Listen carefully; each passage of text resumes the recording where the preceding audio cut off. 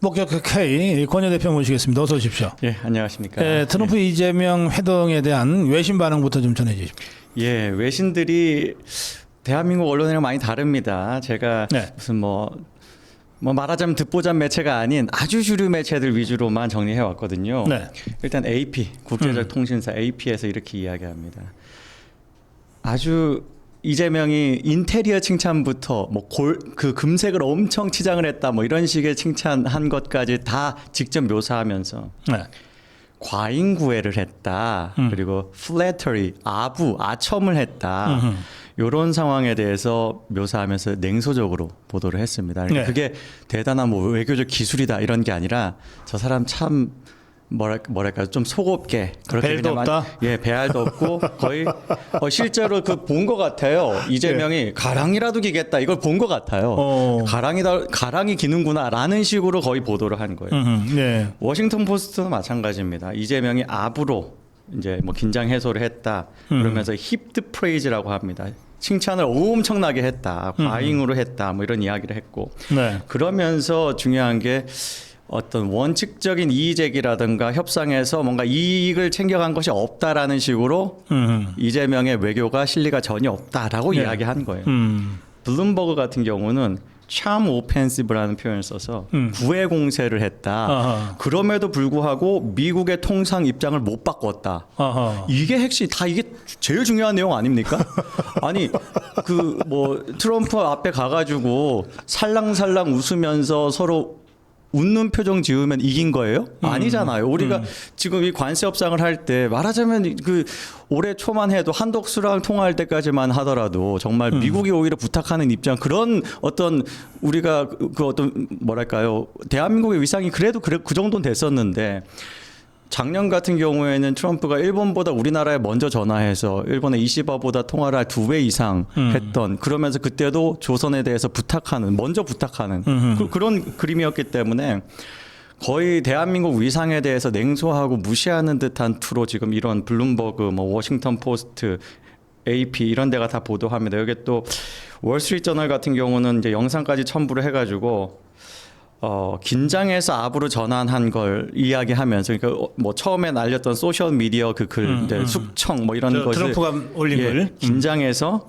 이제 요게 이제 압으로 이제 상황을 전환시켰다 뭐 이런 식으로 묘사하는 겁니다. 그러니까 그런 상황에서 결국 이 회담 톤을 플래터리 아첨 회담이다라고 이야기하면서 실무 쟁점에 대해선 불확실한데 아무것도 지금 확실하게 된 게 없고 심지어 이재명 스스로 이야기하잖아요. 문서 합의를 안 하는 것에 대해서 핑계대기 위해서 그게 필요 없을 정도 그런 게 필요 없는 외교 관계라는 건 없습니다. 문서가 꼭 필요하죠. 예, 뭐 요렇게 지금 전반적으로 가장 이제 주력한 매체들도 다 한국에 대해서 무시하는 듯한 그리고 이재명의 외교에 대해서 좀 천박하게 보는 듯한 투로 냉소하는 기사들이었다라고 말씀드리겠습니다. 이제 이게 외신의 일반 전체적인 분위기입니다. 정말 그래요. 예. 그런데 우리나라 이 족보 언론들은 달라도 너무 다른 보도를 지금 하고 있어요. 그러게 말입니다. 예. 제가 이제 뭐 좌파 매체 가기 전에 조선일보부터 먼저 얘기하겠습니다. 네. 조선일보가 처음에는 보도를 이렇게 했어요. 아첨으로 분위기를 바꿨다라는 식의 제목을 달았었습니다. 제가 네. 그 정확한 제목 한번 다시 보고 말씀드리겠습니다. 예.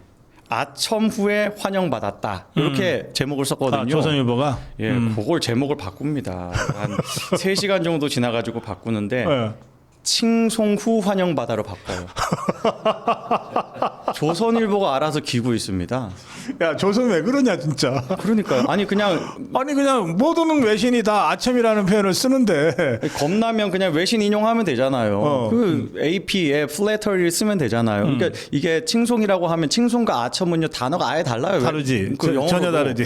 플래터리랑 프레이즈의 차이입니다. 그리고 이 플래터리 무조건 부정적인 의미고 하는 쪽도 부정적이고 듣는 쪽도 부정적으로 이제 묘사할 때 이렇게 하죠. 아첨 듣고 저거 좀 이렇게 잘해줬다 이런 식으로 지금 트럼프도 비하하는 거거든요.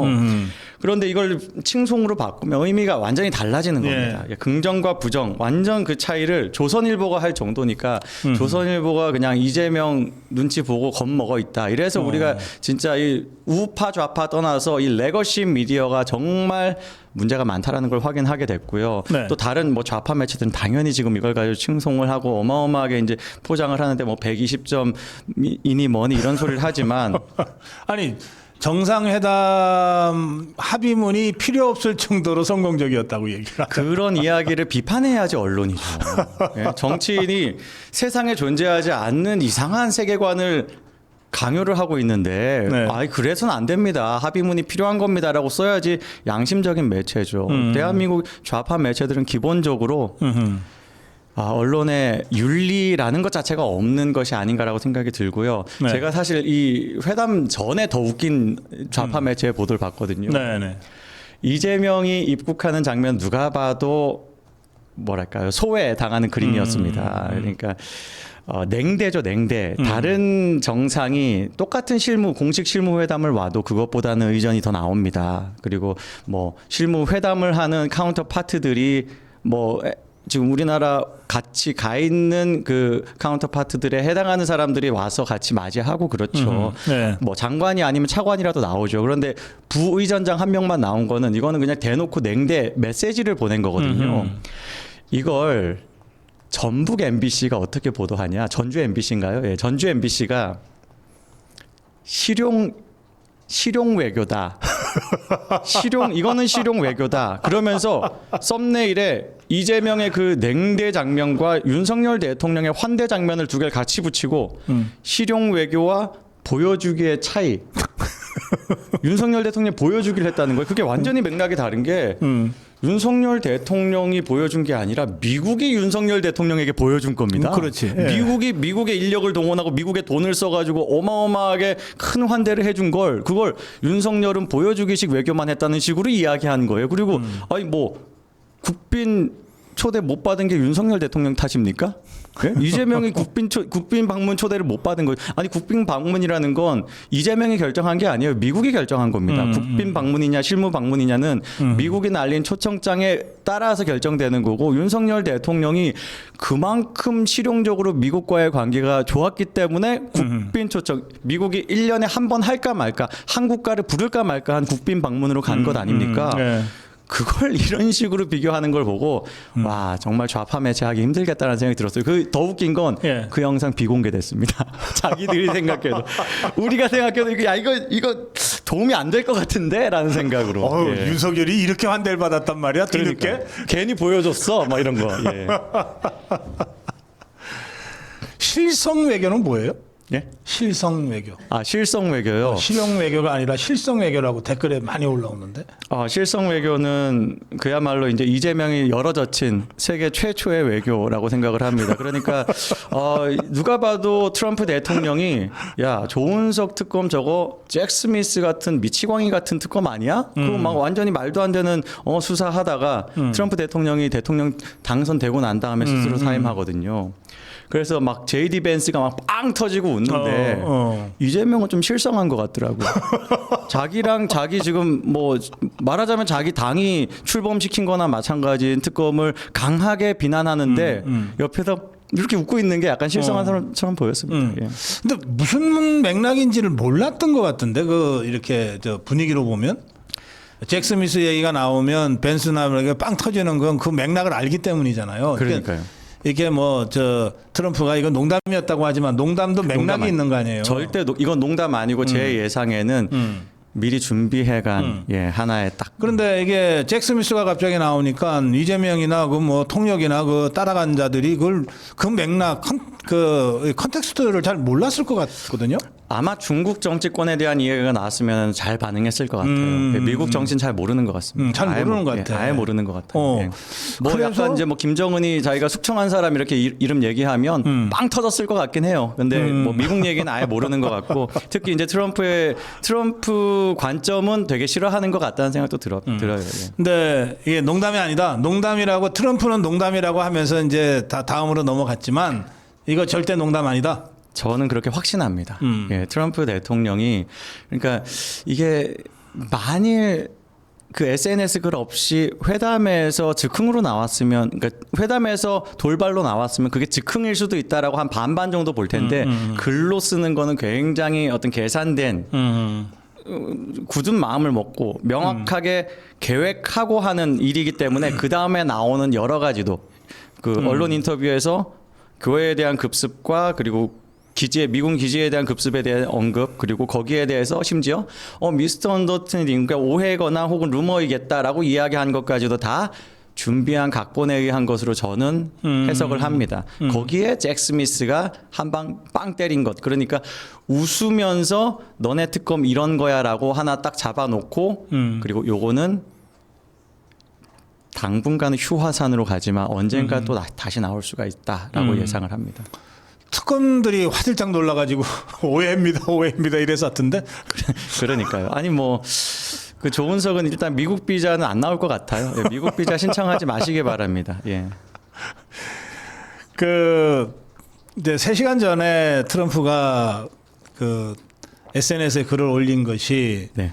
그 숙청과 혁명이라는 단어를 썼단 말이에요. 그랬죠. 이게 미국 대통령이 상대방 그 정상을 만나기 3시간 전에 그 한국의 상황을 얘기하면서 숙청과 혁명이라는 단어를 쓰고 여기서 우리가 기업 활동할 수 있겠냐라고 했단 말이에요. 맞습니다.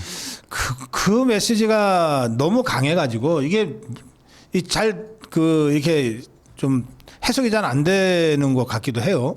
예, 뭐 이건 저는 트럼프 대통령이 심지어 그 회담 중에서도 인텔로부터 들었다. 인텔로부터 들었다. 라고 하는 건 미국의 인텔은 세계 최고 수준이고 정확성이 타의 추종을 불허하죠. 그 대통령도 당연히 인텔에 대한 신뢰성이 이재명에 대한 신뢰성보다 높습니다.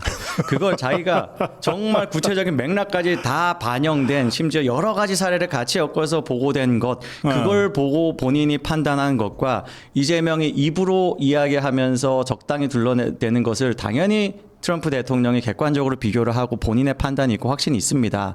그런데 요거는 이번에는 여기까지만 이용하자라는 본인의 전략적 계산이 있기 때문에 이렇게 한 것이 아닌가. 사실 트럼프 대통령이 아닌 다른 정권 같으면요. 요 내용 다 알죠. 아는데 안 드러내죠.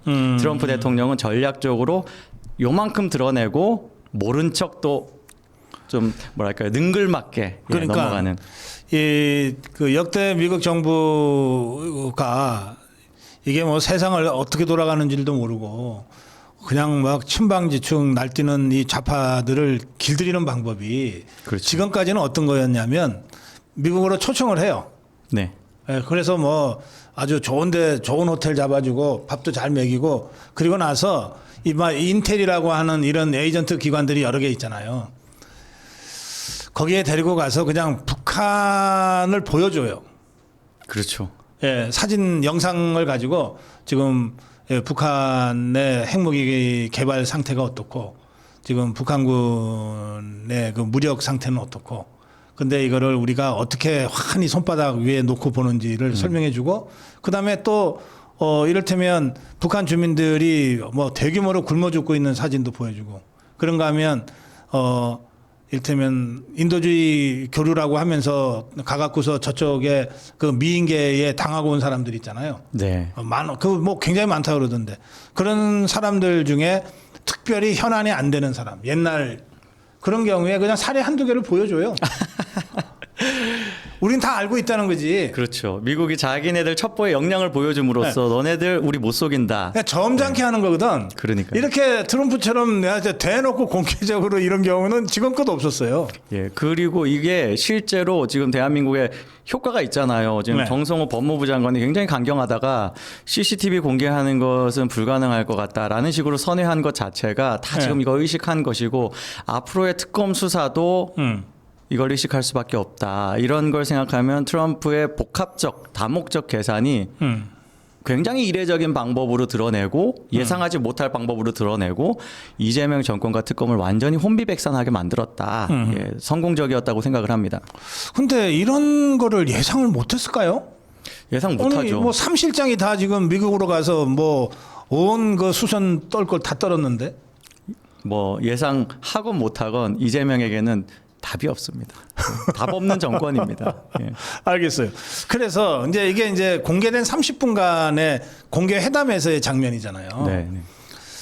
그리고 뭐 거기에 뭐 미국 기자들이 막 질문을 하고 그것에 대해서 즉답도 하고 막 이러면서 이제 진행된 거 아니에요.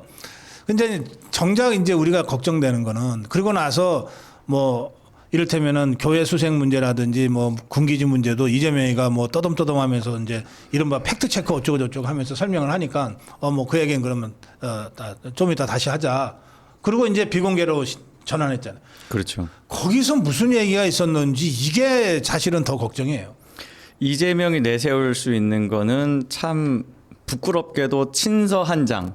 네. 그레이맨이라고 했다고 그걸 위대한 사람이라고 칭송했다는 식으로 거의 뭐 완전 약간 김정은 그 조선중앙 뭐 통신 보는 것 같아요. 그냥 이례적인 겁니다. 그러니까 그 사람들은 좀 반드시 알아야 되는 게 있어요. 외교적 수사라는 게 있다. 네. 그레이맨한테 너 펄지했지라고 안 합니다. 예, 외교적 수사와 실질적 어떤 실질이 뭔지에 대해서 구분해야 되는데 뭐 사실 그렇죠. 이재명도 그걸 모르겠습니까? 자기네들 홍보할 건 외교적 수사밖에 없는 거. 자기네들이 홍보를 잘하려면 관세 협상을 유리하게 했다 해야죠. 그 대목인데 이게 이제 뭐 저는 뭐 그것까지는 저 이재명 것들이 거짓말을 못할 거라고 생각하는데 뭐 위대한 뭐 하고 이제 트럼프가 이제 립서비스 해준 거. 예, 트럼프는 비웃으면서 섰을 겁니다. 그러면 지금 오로지 그거 가지고서 지금 분위기 좋았다고 지금 막 언론 플레이 하잖아요. 네. 그러면 저 한마디 들으려고 도대체 뭘 얼마나 퍼줬을까? 뭐 얼마 안 돼요. 대한민국 한 뭐랄까요? 뭐 1년 GDP 정도 되는 것 같습니다. 예. 그러니까 아니 트럼프가 얼마나 많이 받았으면 그런 립 서비스를 해줬을까? 트럼프도 정신 없었을 거 왜 자꾸 주지? 야야 그만 좀 왜 또 1,500억 달러야? 왜 자꾸 줘? 그거 어디다 쓸 건지 명단이나 만들어봐. 명단 못 만들잖아요. 예. 하여튼 지금 상황이 그렇습니다. 그래서 지금 많은 외신들이 또 이제 국내 언론들 족보 언론들도 이것들도 보는 눈이 있고 듣는 귀는 있을 거 아니에요. 그렇죠. 그러니까 이제 추가 청구서가 걱정된다는 얘기들이 뭐 거의 일제히 나온단 말이에요. 그러니까요. 그러니까 작년만 하더라도 예를 들어서 조선 하나만 딱 이야기한다면 네. 대한민국에 맡기는 거였습니다. 그런데 벌써 이 지금 회담에서도 트럼프 대통령도 이렇게 이야기하잖아요. 한국에서도 만들지만 우리나라에서도 만든다. 우리나라의 조선소에서도. 그거 왜 그렇게 됐습니까? 이재명 같이 말하자면 트럼프 대통령에게 뭔가 뭐랄까 가치를 공유하지 못하고 의심받고 있고 이러니까 네. 트럼프 대통령이 이 관세 협상이라는 걸 레버리지 삼아 가지고 어떻게든 미국 쪽으로 끌고 오려고 계속 어떤 뭐랄까 요구 수위를 높인 것 아닙니까? 그러다 보니까 하나오션이 굳이 안 사도 되는 미국의 필라델피아 조선소를 샀잖아요. 그거 시찰 가는 거 자랑입니까? 우리가 뺏긴 당연히 우리가 하는 걸 뺏긴 건데 그걸 시찰 가는 게 자랑입니까? 부끄러운 대통령이에요. 대통령이 부르기도 싫습니다. 저는 통대령이라고 부릅니다. 드럼통 대령한다고. 예, 드럼통 대령하는 남자라고 통대령이라고. 예. 예, 그래요. 앞으로 우리가 이 얼마나 추가 청구서를 받게 될지 모르는데 문제는 이 청구서를 우리 국민이 내야 된다는 거예요. 그렇습니다. 이재명이가 지 주머니에서 내는 거라면 뭐 우리가 굳이 개의할 거 없는데 이걸 다 우리 국민들이 내야 됩니다. 그리고 그게 아까 얼마 안 된다고 아주 시니컬하게 말씀하셨지만 1년 예산보다 큰 돈이에요. 예, 뭐 나라 망하면 되죠, 뭐. 아, 이런 참. 자, 예, 트럼프 이재명 회동 총평하신다면요. 이재명이 내가 너무 협상 잘했어요 한 게 전부 다 미국에 퍼다 바치는 것밖에 없고 우리가 받은 거 한 개도 없습니다. 이걸 좌익 매체들이 아무리 칭송해도 화나는 사람들이 있어요. 누구냐? 좌익 시민사회 단체들, 예를 들면 민주노총, 뭐 전농 이런 아주 극좌적인 혹은 뭐 북한과의 어떤 하여간 친북 성향 뭐 이런 것들이 있는 단체들은요 지금 굉장히 화가 많이 났고 이런 사람들이 이탈해 가면서 지지율이 급전직하했던 게 노무현 정권 사례라고 생각을 합니다. 그때 노무현 정권도 한미 FTA 뭐 이런 거 하면서 그리고 뭐 어떤 파병 문제라든가 뭐 이런 것 때문에 이 어떤 좌익 시민사회 단체가 아주 명확하게 위반했던 것이 지지율을 떨어뜨렸어요. 그렇게 될 겁니다. 아무리 좌익 매체들이 칭송하고 뭐 중도층을 속일 수는 있어도 더 왼쪽에 있는 사람들이 분노하고 있고 아주 재밌는 건 조국이 얼마 전에 이 경남에 가서 한 인터뷰에서 우리가 더 왼쪽에서 선명하게 하겠습니다라고 이야기했습니다. 예, 조국의 논평을 기다리고 있습니다. 예. 그래요. 그 지금 말씀하시니까 그 지금 좌파 단체들이 정말 죽을 맛일 거예요. 그 김민석이가 총리잖아요. 그 총리 그 김민석이 형 김민웅이가 그렇죠. 지난번에 미국 가서 아니 그러니까 기가 막힌다고 하면서 그렇지만 어떡하냐 우리가 이재명 정권 지지해야지. 그랬죠. 그때는 그랬죠. 그때까지는 그 정도인데 이제 그걸 이제 넘어서 버린 거 아니에요 지금. 이번에 쓴 페이스북 글이 번호가 1, 2, 3, 4, 5, 6, 7, 8 쭉 가더라고요. 얼마나 화가 많이 났는지 이것도 화났고 저것도 화났고 저것도 화가 끝이 없이 났는데 이게 시작입니다. 그래요. 네, 이 저 종북 주사파 개딸들의 그 아주 빠른 속도의 핵분열, 예, 이런 상황도 우리가 예상할 수 있고, 그 결과는 끝없이 떨어지는 지지율일 것이다. 예, 네, 오늘 여기까지 하겠습니다. 감사합니다. 네, 목격자 K 권여 대표와 함께했습니다. 고맙습니다. 감사합니다.